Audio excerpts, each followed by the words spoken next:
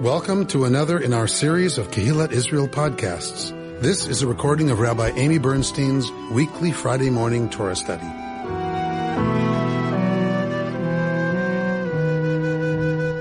In the beginning of this week's parsha, we get the law of the red heifer, right? So that's what we're coming out of right now, are the laws regarding the red heifer, which is a means for the people to purify themselves.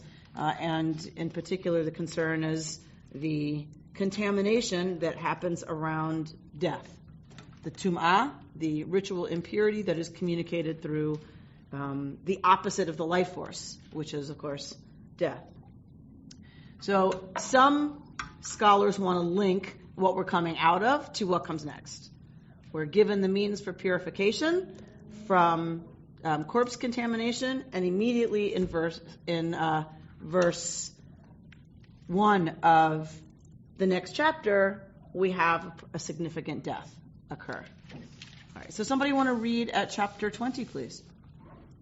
The Israelites arrived in a body at the wilderness of Zin on the first new moon, and the people stayed at Kadesh. Miriam died there and was buried there. The community was without water, and they joined against Moses and Aaron. The people quarreled with Moses, saying, "If only we had perished when our brothers perished at the instance of Adonai. Why have you brought Adonai's congregation into this wilderness for us, and our beasts to die there? Why did you make us leave Egypt to bring us to this wretched place, a place with no grain or figs or vines or pomegranates? There's not even water to drink." Okay, let's stop there for now. So the Israelites come, yes, to Midbar Tzin, to the wilderness spot of Tzin, B'chodesh HaRishon. Right, so Chodesh here being the beginning of the month, so the new moon. Vayeshev ha'am b'Kadesh, and the people Yeshev, they sojourn there at Kadesh. Vatamat sham Miriam, and Miriam dies there, v'tikaver sham, and she is buried there. That's all that's said about the death of Miriam. That's all. Nothing about mourning. Remember, we have other places where we're told that the congregation mourns, the whole Edah mourns. No rites of mourning here, no expression of outpouring of grief by the people, nothing. We can't generally, and we don't generally in Torah, argue from silence, right? Just because something isn't there doesn't mean it doesn't happen. We have lots of stuff that isn't there. This is where Midrash comes from, right? Is all the stuff that isn't there, the 3-day march with Abraham taking Isaac up the mountain to sacrifice him. There's 3 days. We don't assume no conversation happened. We just don't have the record of it, right? So it's not to say that they didn't mourn Miriam. It's interesting that the text chooses not to talk about it, right? That nothing, not even a grief period, is noted here. So the tradition is going to have something, of course, to say about that, about the absence of any kind of expression of grief by the people. And the rabbis in general tie verse 2 to verse 1. So we get this vav at the beginning of verse 2, which can be conjunctive or disjunctive, right? There are other things vavs do also. But it's often a connector. So the rabbis use this vav to connect the beginning of verse 2 to the end of verse 1. So Miriam was buried there, v'lo hayamayim la'edah, and there wasn't water for the congregation. You could use it as a disjunctive vav, but there wasn't water.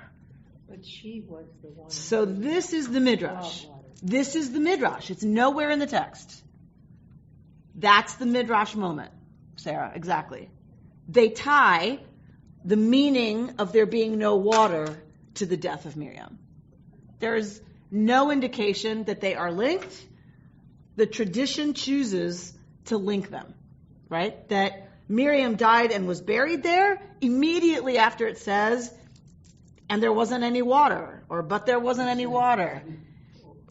So Are they connected? Are they not? A lot of the tradition goes there and says, if immediately following the death of Miriam, there's no water and the people are thirsty, that must mean when Miriam was alive, there was water.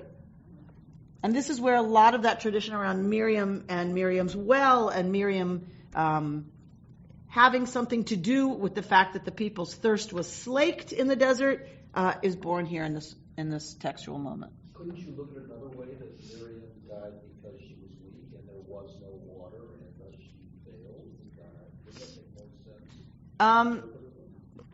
Maybe, but they don't go there. Nobody goes there. Well, I go there. Okay. So David's going there. The rest of the tradition does not, probably because there isn't mine for the whole Edah, for the whole community. Right? It sounds like some change in circumstance that they locate after her death. If it were, if Miriam's death was somehow caused by a lack of water, then the verses would have been reversed. So that, I think that's right. I think that they would have said that there was no water and then Miriam dies, but because she dies and now there's no water, the causality for them is Miriam's death. That leads to a shortage of water. Okay. The first thing they do is bury her. They bury her, correct? That's a good thing. You want to do that in a hot desert. First thing you want to do is bury somebody. There are other ways you can dispose of bodies. Not for the Israelites. Okay.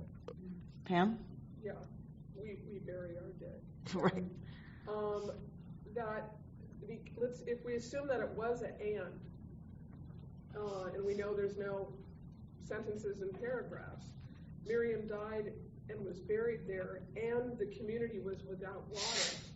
Well, then right away, they didn't have time to mourn her. They were without water in the desert. So, the other deaths, and the coming deaths where we mourn Aaron and Moshe, they had water. So if these are linked, then you can understand they really didn't have time to all right, so Pam is forgiving the people for not mourning by saying they are distracted with the fact that they are facing a crisis. Yes. And that it is the crisis that interrupts their expression of mourning. Okay? So what we know is that they don't have water. Vayikahalu al Moshe ve'al Aharon. Something very new and unique and different is going to happen.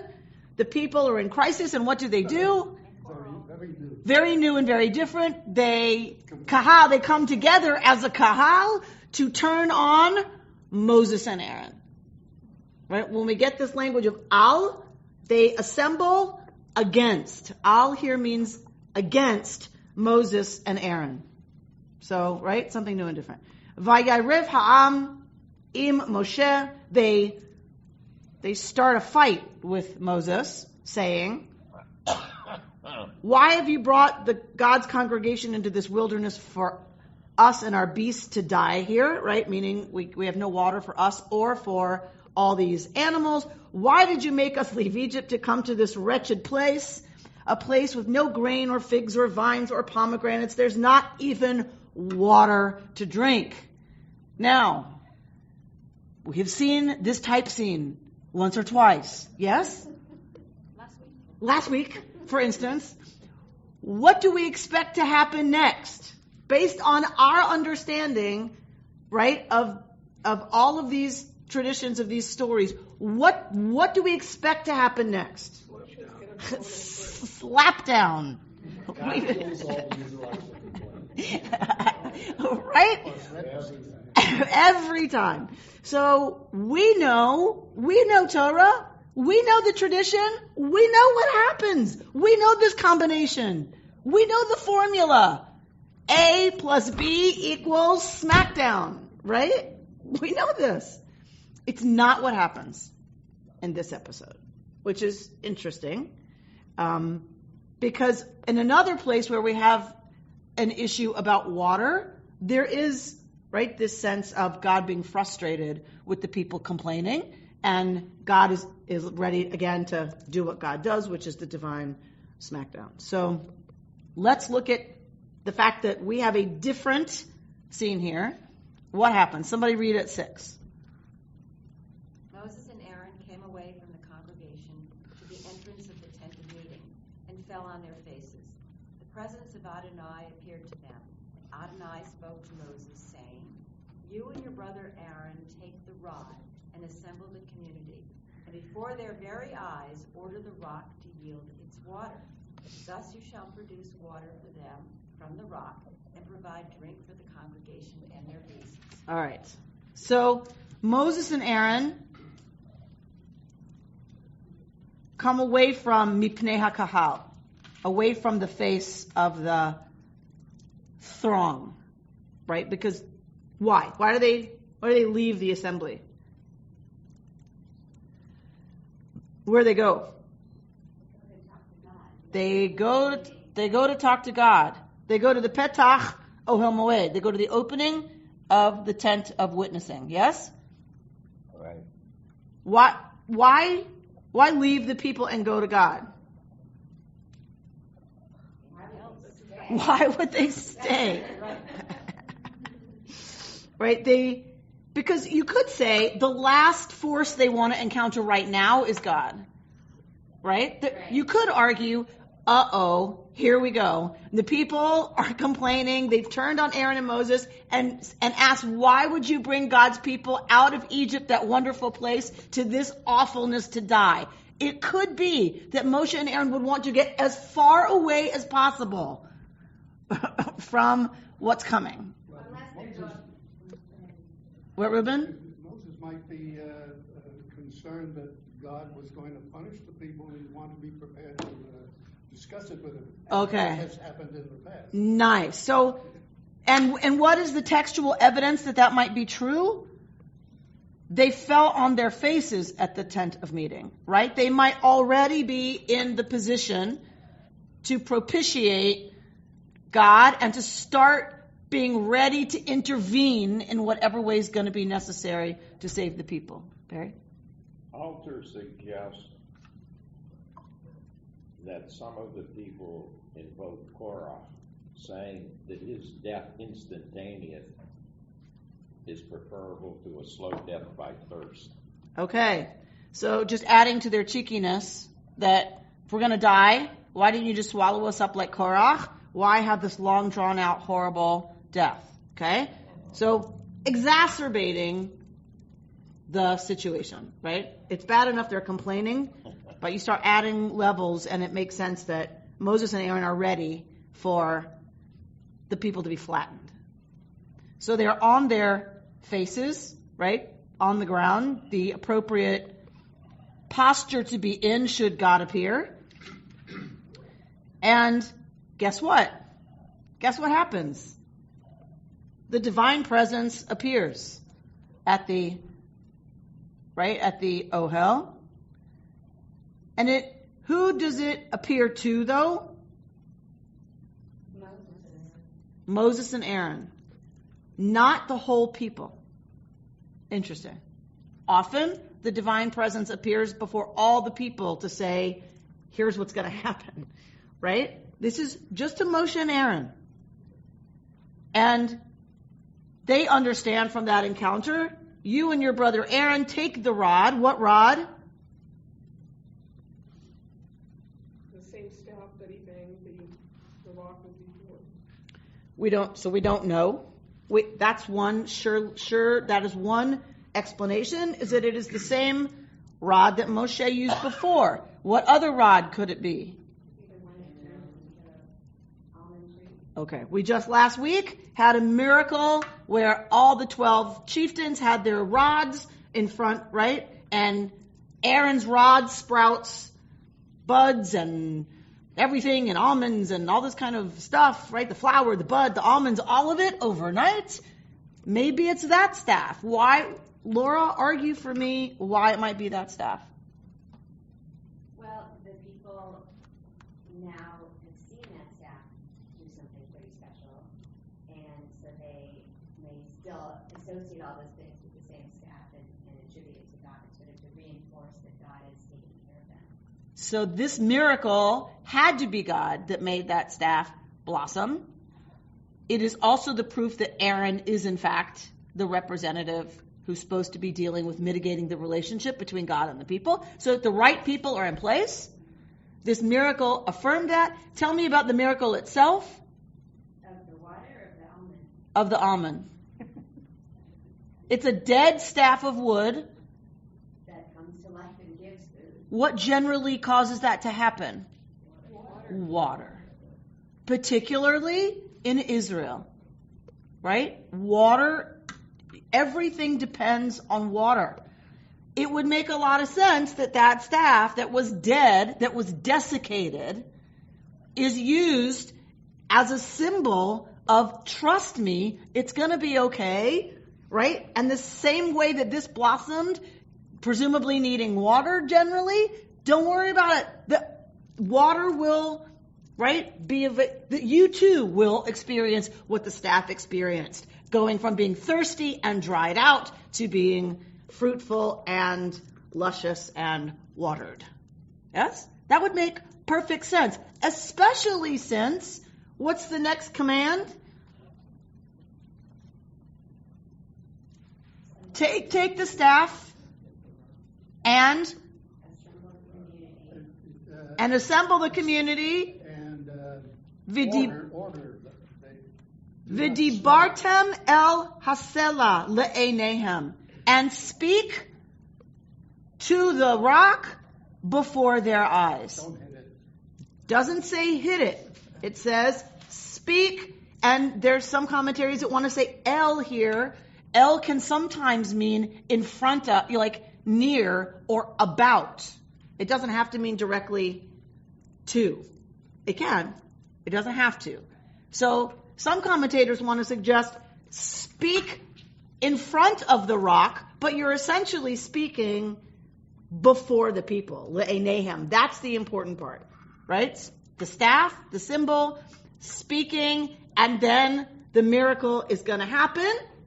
And in that moment, it is clear that God will have slaked the thirst of the people with God's appropriate authorities represented. Yes? That's how it's supposed to go. Barry?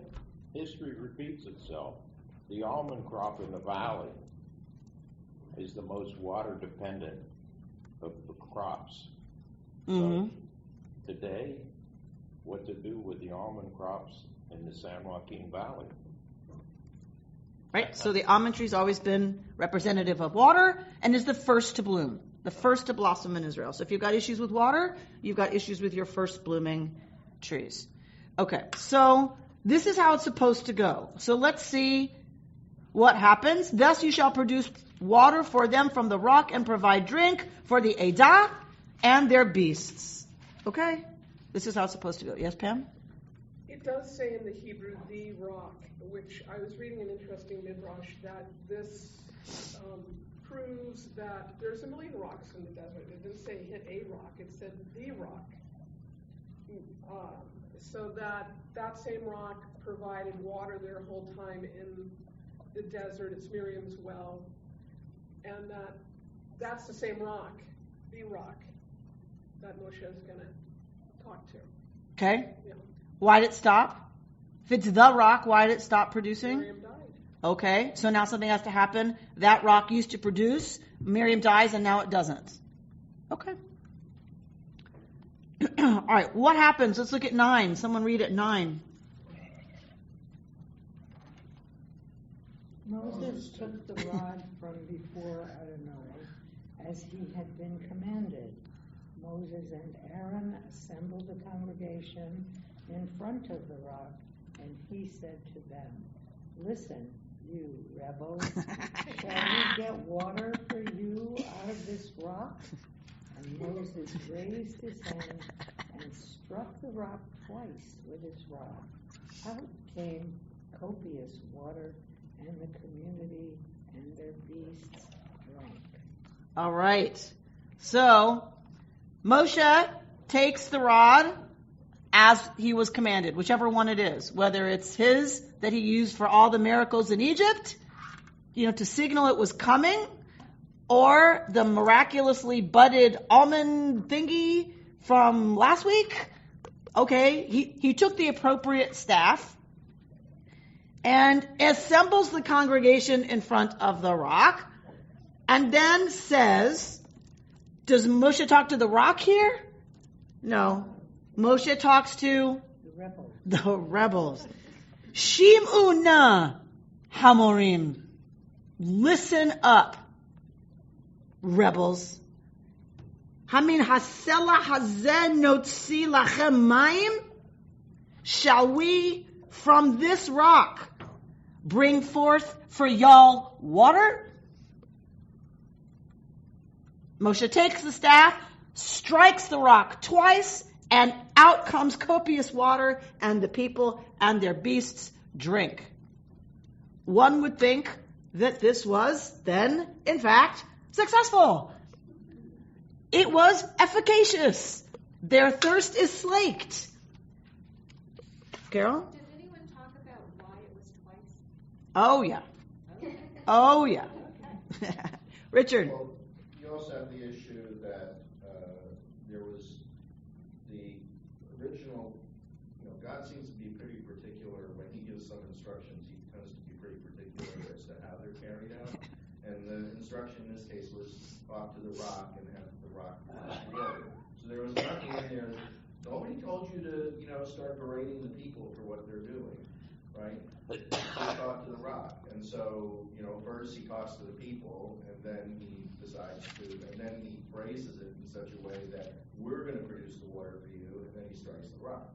So when we've seen before, God is pretty particular about wanting God's orders to be fulfilled exactly as ordered. What is our most famous instance of that not happening? The two sons. Who are they? Nadav and Avihu. What happens to Nadav and Avihu when they don't follow exactly the orders? Okay. So there are some commentators who want to say that's exactly what happens here, and that's exactly why what happens next. It's the only possible outcome for not following God's instructions exactly as ordered. So we'll hold that thought. It just seems that God is terrific at special effects. And it sort of seems that you could take a train of thought that says God constantly views the Israelites as the village idiots. And they wouldn't understand just digging for water, and maybe Moses would find it. He has to strike a rock, which is utterly impossible, probably even thousands of years was it. So is this sort of the consistent view that God minimizes the intelligence, the integrity, and the capacity of the people, and they need to be led by the rabbis that wrote this? I would say it's the other way around. The people who wrote this story feel like God is constantly trying to take care of the people, and the people constantly doubt that God will do so, that people who go deeper, like Aviva Zornberg says, because the people can't believe themselves to be lovable, and so they constantly doubt that God will take care of them. It is they're not treated like the village idiots until what? They act like it. They earn it. Over and over and over, right? There's no water. There's not 5 seconds before they're turning on Moses and Aaron. And we just had the proof last week with the staff that Moshe and Aaron are in fact God's chosen, conduits, whatever. Already now we get, right, they're again turning on Moses and Aaron. Why did you bring us out here to die? Why do they believe they've been brought out here to die? Time after time after time, they are taken care of. So the authors of this text are us. Why is it we constantly whine and complain that this is God not caring for us? Again. And why do we turn on those people who represent, right, a connection to the wisdom tradition, to teachings, to history, to all those things? That's who we round on, always. So the text is written by us. But this time, God did not punish the Israelites. Correct. So this Sorry time, for them because they rebelled this time, maybe because they were thinking of Miriam's death, and it's all tied back to. so hold on to that. That's exactly where Sheldon Aviva Zorenberg is going to go. So we're going to get there. That's exactly where she goes. Connecting Miriam's death to the fact that they're not punished. So we're going to hold that and go to what Richard was talking about. Not following God's instructions exactly. So where do they go off the rails? Where does Moshe leave the reservation? Starting at Shim'una Hamorim. Listen up, rebels. Right? That's the first place Moshe leaves the program. All right. What does Moshe say, in effect? Listen up, you rebels. He has just called them names. He is their leader. It is his job to care for them. It is his job always to fill them with courage and with hope and with whatever. And he has just called them names. So according to the tradition, that's the first mistake. Is that Moshe derides them, right? If Moshe is going to call them names, forget it. They're done, right? Like, because he knows that's not his role. I can't help but notice that if you take out the vowels, what is Morim, rebels? How would you read it without the vowels? Miriam. I mean, I don't have any commentary on that, but I can't help but notice that without the vowels, there's no vav in there. It's a dot, right? So Hamorim becomes Hamiryam. You could be saying, listen, Miriam. Listen up, you Miriams. Is it? What does it say? Hebrew Maureen. In frustration, Moses addresses the Israelites with a term that echoes Miriam's name. Okay. All right, so maybe, y'all who are connected to Miriam, she would not have wanted you to behave like this. She had faith. She had trust. She led the women in dancing. They already had their timbrels packed. That's how they had timbrels in the desert. They were packed long before, right? So when they had to run out, they already had timbrels with them. That's the Miriam we're talking about, right? And so using the consonants of her name against them, right? She would not want this from you, you rebels. So mistake number one, according to the tradition, Moshe rounds on them and calls them names. Notzi lachem mayim, shall we bring forth for y'all water from this rock? Richard points to number two mistake, which a lot of the tradition wants to lift up as the moment Moshe is condemned. When he says, shall we bring forth water from you from this rock? Because what does that imply? That it wasn't God, it was in fact Moshe and Aharon. Why would that be enough to condemn Moshe? Why is that so bad? Because it substitutes ordinary human beings for this grand spirit. So that's bad. But why is it so bad? There would be another God other than the one God. That's like the worst thing you could do. But remember, early monotheism believed there were other gods other than Yud He Vav He. Yes, but so if Moshe and Aaron say we bring forth water from the rock, that doesn't imply Yud He Vav He, another god. It doesn't seem to implicate gods. If we're bringing forth the water, why is that such a problem that Moshe does it with this people? Well, he wants to be God in the place of God. He's like how do you say, denying God almost. Yes. Why is it so bad with this people?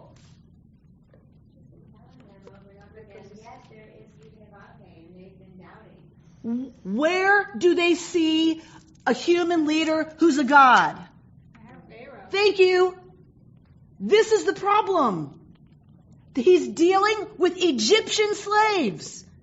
All they know in their 400-year history, because they have short memories, is Pharaoh as the son of the God, who has the ability, along with his magicians, to effect exactly this kind of thing.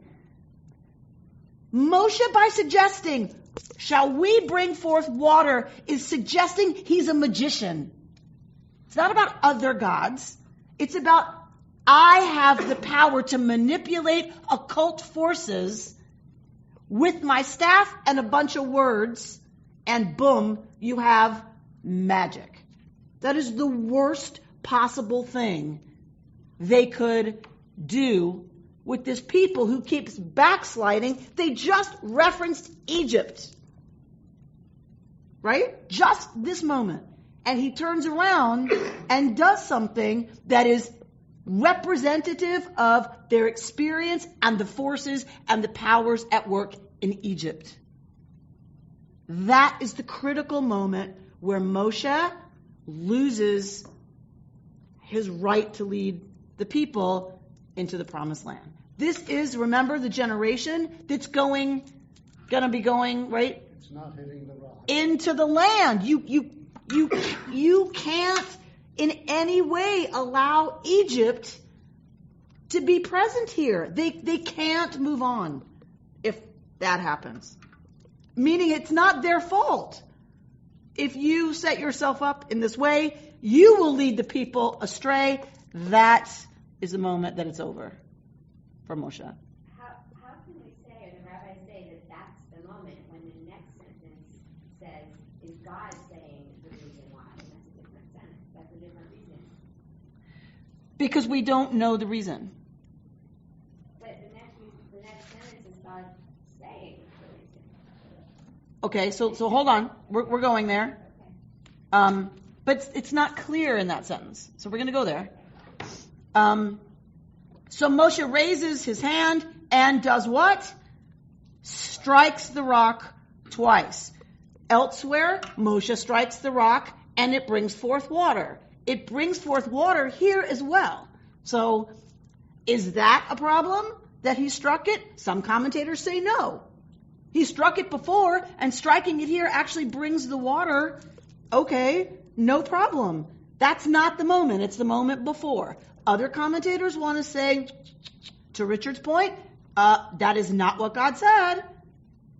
God did not say, strike the rock. God said, talk to the rock. You don't get to decide one miracle to the next.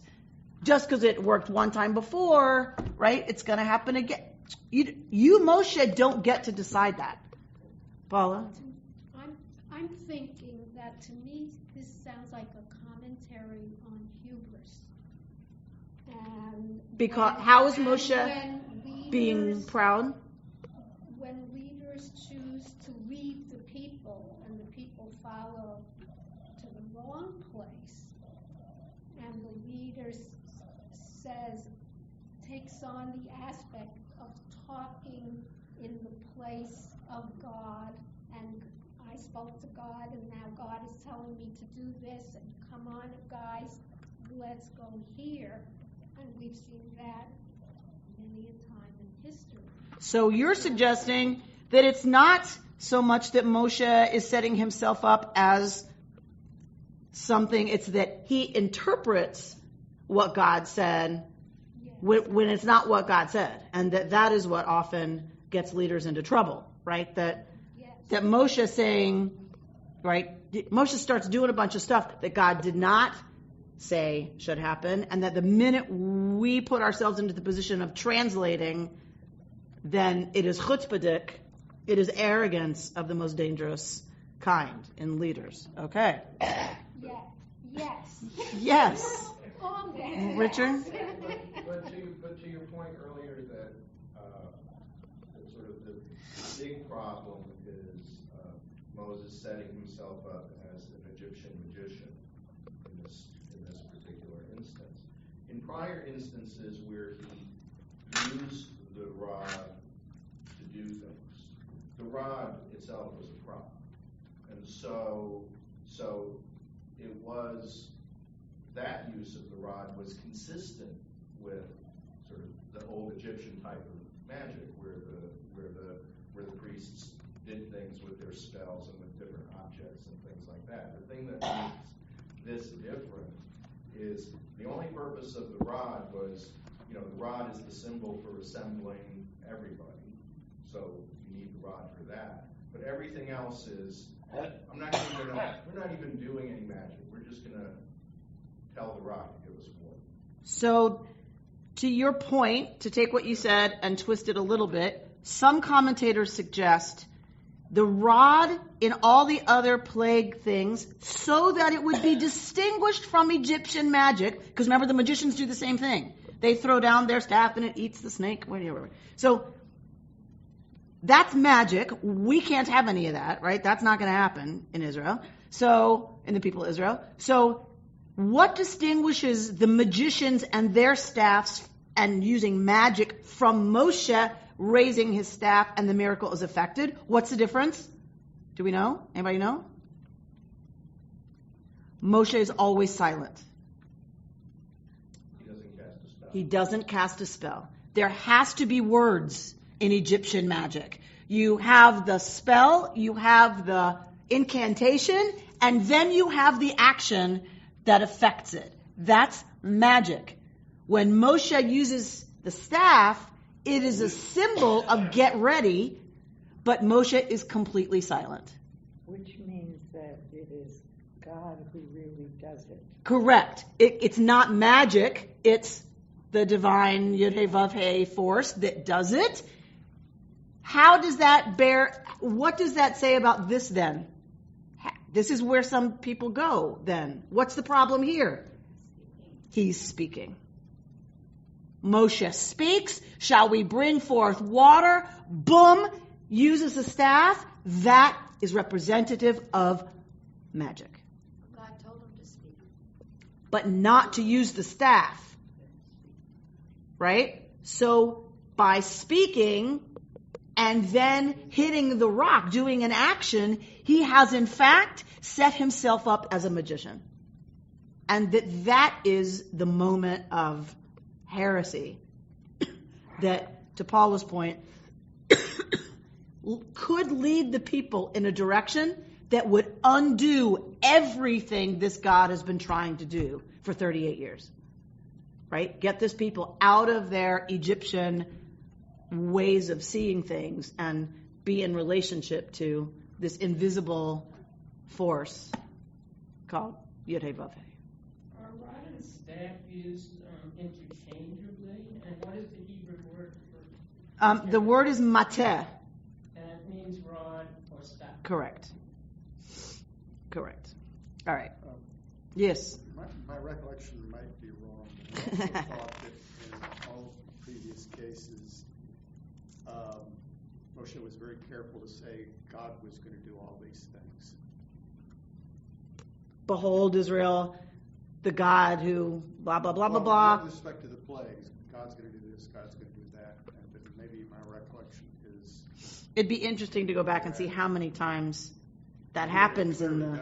Clearly he doesn't. What is the next sentence? And it's worse. And the next sentence isn't, oh, by the way, you didn't do this. Right.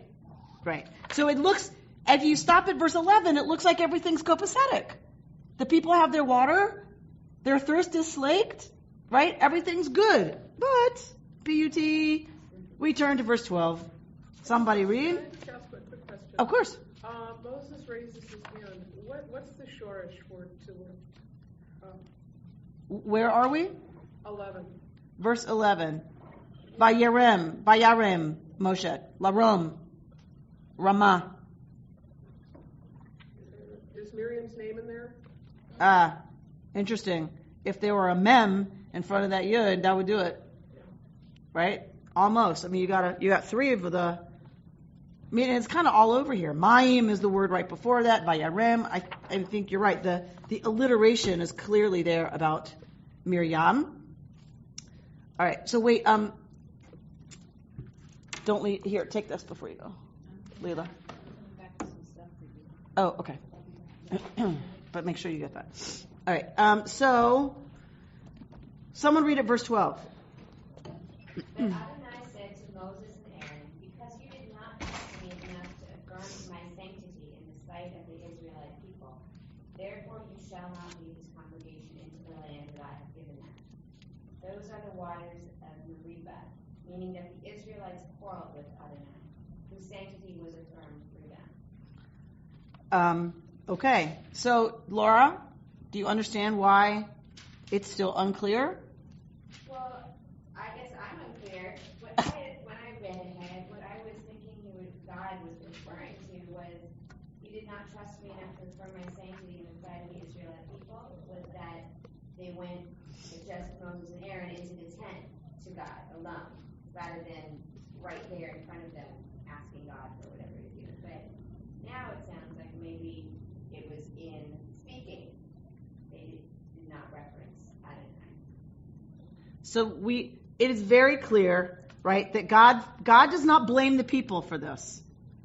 God slakes their thirst, but turns to Moshe and Aaron, right, and says, Lo ha'emanתם bi. You didn't have faith in me. You didn't trust me. Lahakdisheni le'enei b'nei Yisrael. To sanctify me before the eyes of Israel. Yes? That's perfectly in alignment with the fact that in the preceding paragraph, Moses uses the word shall Aaron and I get water out of this rock. So that's... Saying, God has let us, enabled us on his behalf to get water. It almost seems like they're saying we are more or equal in power to God. Right. So that's what we were just saying about, that's the possible moment. The striking is the possible moment. Someone asked the question, Susan, was it you asked the question twice? You? That he hits it twice? So some of the tradition locates that being the moment.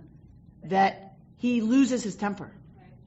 That Moshe is so frustrated with the people, right, that Moshe goes against God's specific instructions, not just once, but the evidence that he has lost his temper is that he hits it twice, right, that he's angry.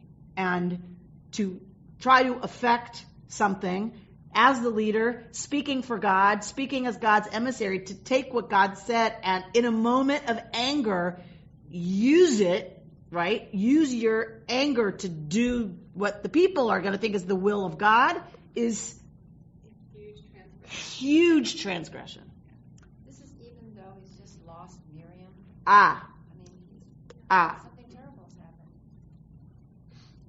happened. The word of Torah, the line of Torah just after Nadav and Avihu are incinerated, the line of Torah after that is Vayidom Aharon. And Aharon was silent. It seems that it doesn't matter what the leader experiences, you have to serve the people. You are not entitled to the luxury of your own grief when you are on the job. And it is a very, very interesting thing to explore. We talked a lot about this in rabbinical school, right? Studying these texts, going, well, wait a minute, that truly one's own private experience of grief is interrupted by the fact that one still has to serve. And it seems the tradition's clear that doesn't matter, they needed to be doing their job. And we're going to go to Zorenberg, who, like I said to Sheldon, has a reading that does bring in the death of Miriam as a mitigating factor in all of this. So, we're talking about Moses, like you feel the whole time from the beginning that he's really angry, he's done with also dealing with the people again, coming to complain, and now Miriam died and all this stuff. So you feel a lot that, but he's not alone. What about Aaron? What is he saying in the stories? Like he's supporting Moses, he's like stopping him. We don't know. We don't hear Aaron's side. So the Aaronid tradition gets, we think, added Moses and Aaron, Moses and Aaron, and Aaron, and Aaron. Aaron gets added in by the priestly writer. That originally this wasn't a story about Aaron. It was about Moshe. And this was a Mushite tradition, that the Aaronid, clans, as they gain power and are interested in preserving power, add Aaron in. So that he really isn't a full character. He's kind of the progenitor of the priests inserted back into the story. So it's a good close reading that you see that we rarely hear from Aaron. Maybe the striking of the rock twice goes also towards the not trusting God enough. So who knows if this is going to happen? So once would have said, okay, I misunderstood the instructions possibly.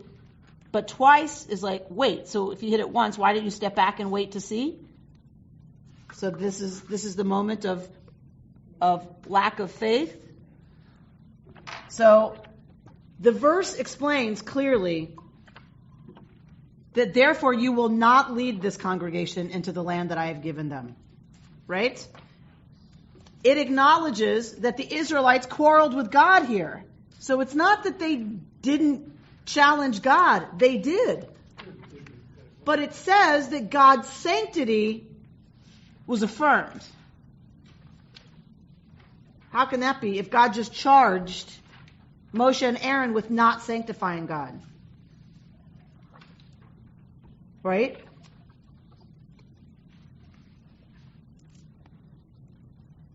So how was God sanctified? God just got done saying, you didn't have enough faith in me to sanctify me before the people, right? Who's the them? Yeah. Whose sanctity was affirmed through them? Who is the them? Good reading, Reuben. The waters or the Israelites? Exactly. Through which or through whom God was sanctified? Maybe, what if it's Moses and Aaron? What if it's God was in fact sanctified through Moses and Aaron? How? Because they're going to die. So this goes to the Nadav and Avihu parallel. God was sanctified because Nadav and Avihu were consumed.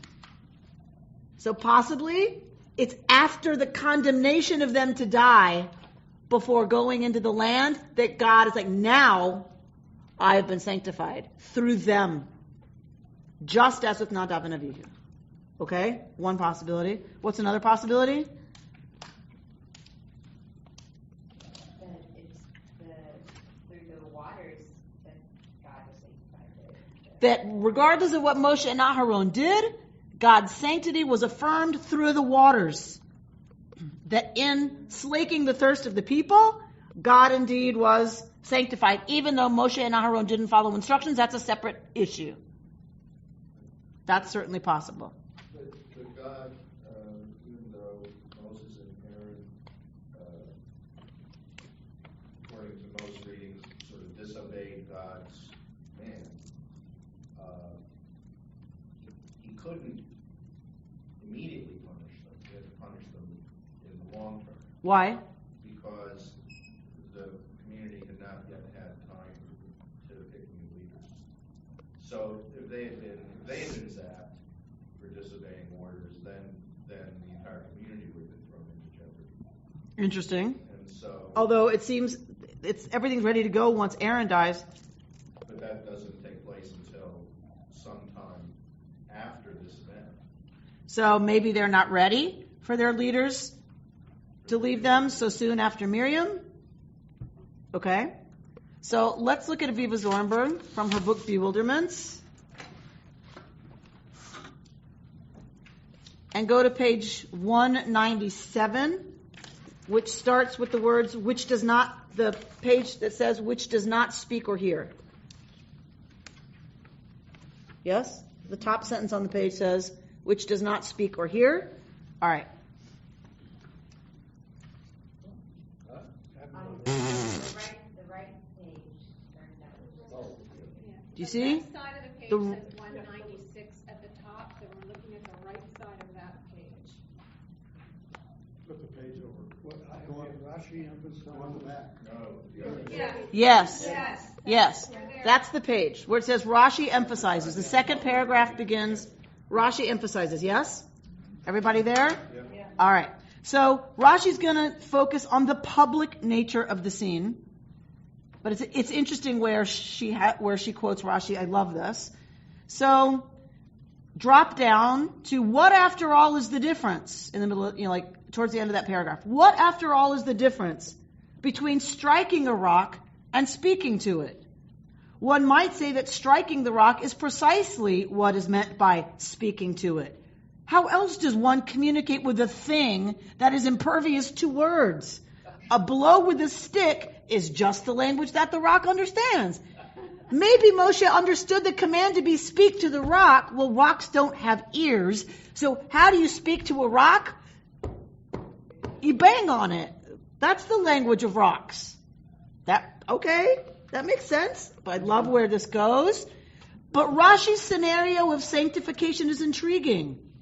The rock's obedience to God's words would have produced a thoughtful response in the people who would have seen themselves in the place of the rock. By an imaginative act of projective identification, they would have come to recognize the power of God's word in their own vulnerable and dependent lives. Their own human situation would have been illuminated by the miracle of the rock.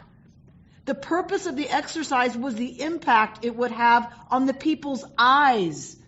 Failing to speak, hitting the rock, Moses misses the point. The imaginative process is short-circuited. The double blow of the rod induces no self-reflection in the people. I love this. So what is Rashi saying? Rocks don't have ears. Rocks can't hear. Rocks can't listen and respond. But what if it does? Then the people might get it that, God's word can cause even something that doesn't hear to respond. Maybe we can too. Maybe our own hard-hearted, stiff-necked people, selves, character can also be penetrated by the divine word in such a way as to cause miraculous, fruitful amazingness to gush forth. And that's what Moses short-circuited. Gotta think about that. That it wasn't just he didn't follow orders, it's that he wrecked the whole thing. And said, the only way you can deal with rocks is to beat them. Meaning, you people are so stubborn and so unlovable and so unworthy that I might as well take out the taskmaster's whip and that's how I can get your attention, apparently. Sounds like very modern psychoanalytical thinking. Right? Love that. From Rashi in Provence. You gotta love that. In the 1000s. Project yourself into the rock, and Moses, you are supposed to act in this way, and the projection will happen. Right, so how do you feel as the rock? Right? Who could imagine? That Rashi in the year 1000, 10 something is coming at it from this perspective of the people are supposed to put themselves in the position of the rock. That was the whole point, is to project onto the rock their own identification and therefore to understand what's possible from the Word of God. And again, that's how they were treated as slaves. Correct. And Moshe does the same thing out of frustration, out of whatever, that the taskmasters do. I'll just beat you until you get it. That's bad enough, right? That he's treating them that way and should have used words instead. Rashi seems to take it one step further. They were supposed to experience what's possible through speech. That God's word could bring them to the miraculous. Because that's what they're supposed to have going into the land, is God's word.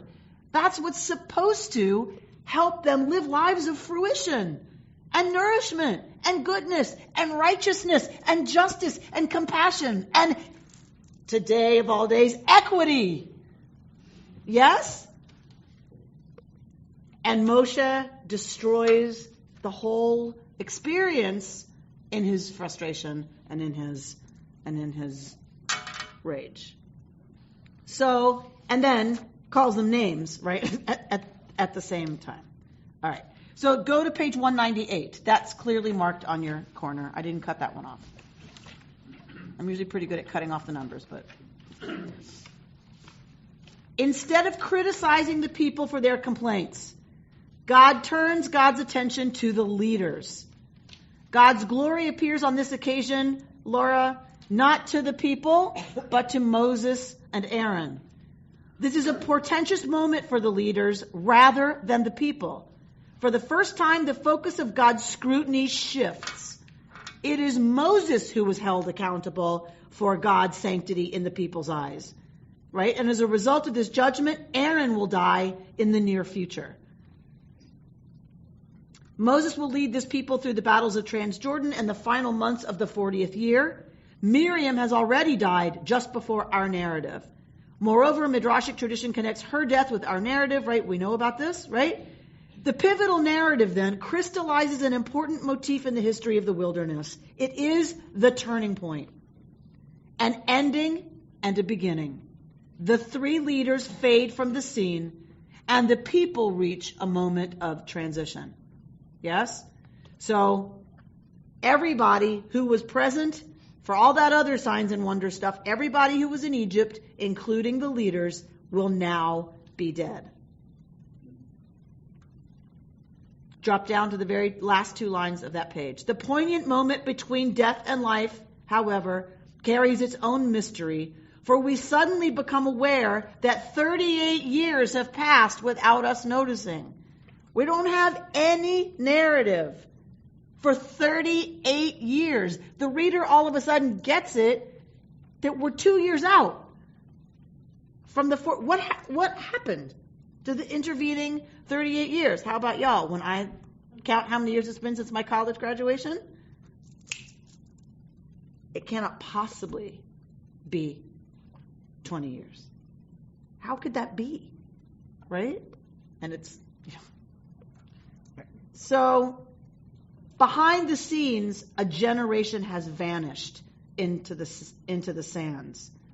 There is something uncanny about this hidden passage of time with its harvest of so many deaths. So for Aviva Zornberg, we're going to look at Yael Shai quoting this part of Aviva Zornberg. Her use of words with its harvest of so many deaths. She's just birth and death. She's just genius. What can I tell you? Genius. I'm glad, Susan, that you appreciate it. Her poetry, right? Her prose, her intellectual soundness. She's just one of the greats of our time. And I gave up my copy somewhere along the line of Yael Shai. Thank you.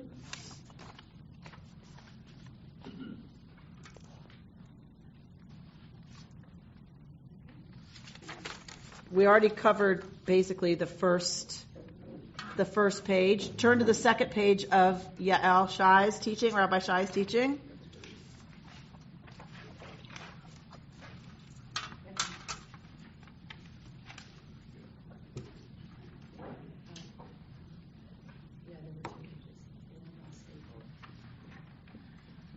So this generation, if it's 38 years later, they've lost a whole generation before them, right? So they've lost their biological parents, and now they're losing their communal parents as well. This is the moment, right, that Aviva Zornberg calls the big transition.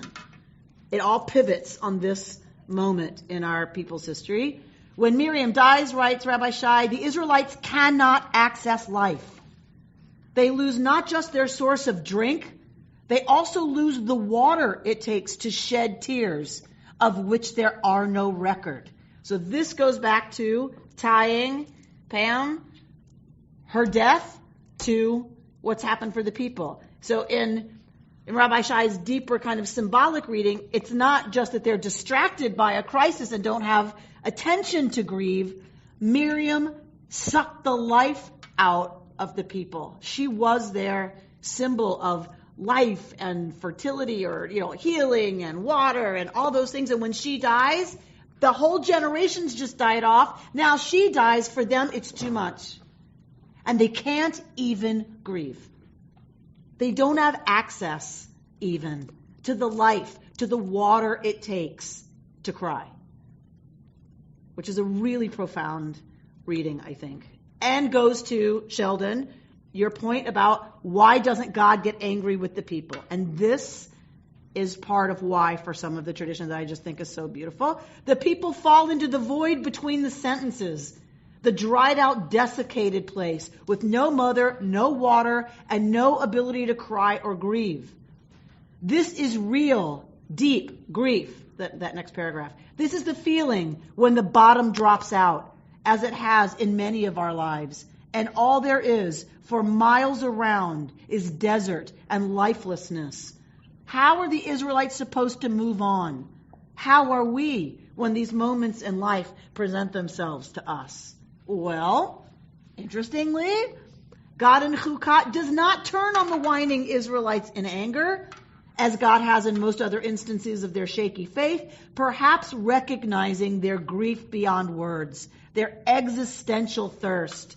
The divine turns towards the Israelites with compassion and the generosity of new life, water from a rock. This is so rare. This makes me think so much of the Holocaust. And the movie that we saw last night. What was the movie last night? Talking about water from a rock. Water from a rock, wow. But it was music, which was the water from the rock. Music from the Holocaust? Yeah.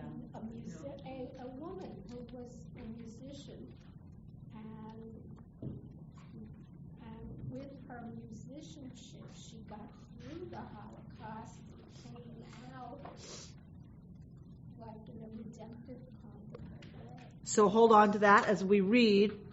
Rabbi Shai quotes Stephen Levine from his book Unattended Sorrow, who says, "We store fear and disappointment, anger and guilt in our gut. Our belly has become fossilized with a long resistance to life and to loss.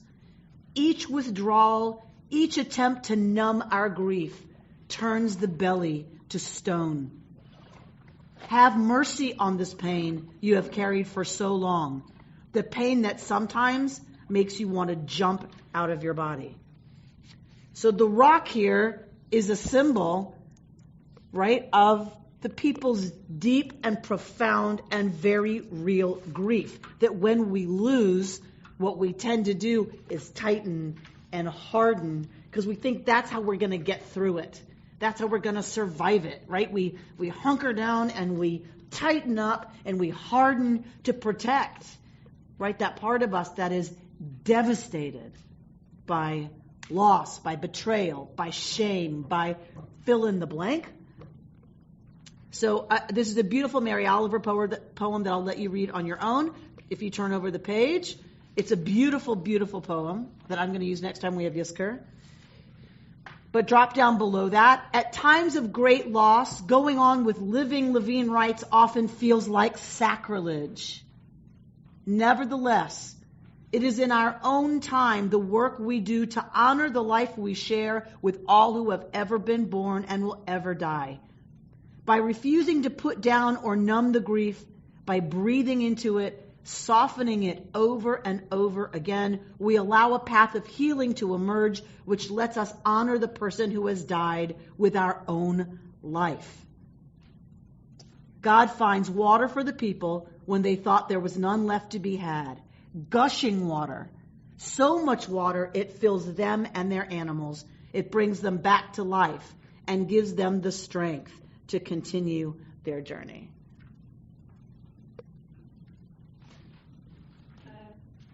I don't know if you what I'm feeling is that Miriam and it's like the mother, and water is where all kinds of life starts. Where all what? Life starts in water. Absolutely. Yeah. And Miriam, the mother, is gone, and the water that gives life is gone, but you are grown up and you can create your own life. You have the power of life. It seems, like you said, it's a transition it's like a ritual and transition, and now I'm the adult. it seems that God understands they are at that critical moment. Yeah. That, These things. and if, no matter what Aaron and Moshe do, God has to bring forth water from the rock in order to help the people move on from the mother and being dependent on Miriam, the mother, for water. And that's right. God gets it that she'll deal with Moshe and Aaron later or in a different way. But right now, what's important is that the people access water for themselves, for their own relationship with God. The Word of God will bring this. They can't look to their parents anymore. They're gone. And it is the paradigmatic moment of the mother's death, with Miriam's death. And exactly right, that God gets it that now they have to be able, if they're going to create something in this new world, this new civilization based on righteousness and ethics and morals and values, and not Pharaoh and not who's the strongest and who can beat up the other people, right? If that's going to happen, they must step into their own story. They must become the heroes of their own story and not look to these three leaders anymore to do it. Sarah? The last three lines in the paragraph under the poem symbolizes not numbing the grief by being a rock, but allowing the grief to be felt and seen over and over again. And that is a process that some Holocaust survivors go through, of loosening the numbing and being able to grieve losses and to feel like more human fully again. Right? That takes time, about 40 years. Yeah, right? It takes time, and it takes time, and it takes commitment, doesn't it? Because it's so much easier to numb and turn away from that pain, and a lot of people do. It takes a supportive community.